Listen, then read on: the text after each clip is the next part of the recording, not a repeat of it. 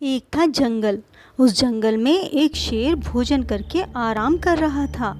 इतने में एक मक्खी उड़ती उड़ती वहां आ पहुंची। शेर ने 2-3 दिन से स्नान नहीं किया था, इसलिए मक्खी शेर के कान के एकदम पास भिन भिन करने लगी। शेर को बहुत मुश्किल से नींद आई थी। उसने पंजा उठाया, मक्खी उड़ गई, लेकिन फिर से शेर के कान के पास भिन भिन हो गई। अब शेर को गुस्सा आया। वह दहाड़ा, अरे मक्खी दूर हट, वरना तुझे अभी जान से मार दूंगा।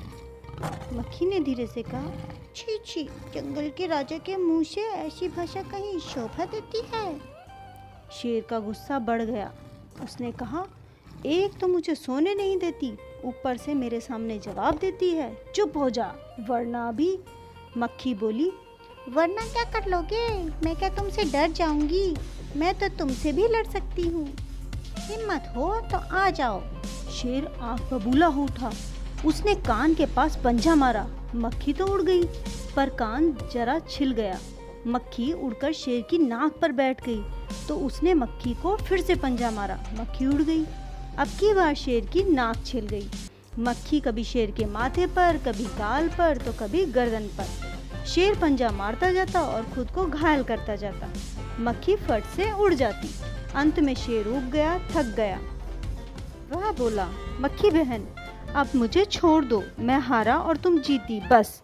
मक्खी घमंड में चूर होकर उड़ते उड़ते आगे बढ़ी। सामने एक हाथी मिला।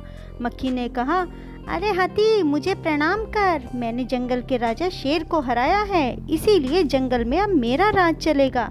हाथी ने सोचा, इस पागल मक्खी से बहस करने में कौन समय बर्बाद करे।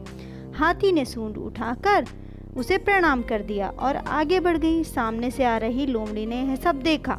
लोमड़ी मंद मंद मुस्कुराई। इतने में मक्खी ने लोमड़ी से कहा, अरे ओ लोमड़ी, चल मुझे प्रणाम कर। मैंने जंगल के राजा शेर और विशालकाय हाथी को भी हरा दिया है। लोमड़ी ने उसे प्रणाम किया और फिर धीरे से बोली, धन्य हो मक्खी रानी, धन्य हो, धन्य है आपका जीवन और धन्य है आपके माता पिता। लेकिन मक्खी रानी, उधर वह मकड़ी दिखाई दे रही है ना, वह आपको गाली दे रही थी, उसकी जरा खबर ले लो। यह सुनकर मक्खी गुस्से से लाल हो गई। मक्खी बोली, उस मकड़ी को तो मैं चुटकी बजाते ही खत्म कर देती हूँ। यह कहते हुए मक्खी मकड़ी की तरफ झपटी और मकड़ी के जाल में फंस गई।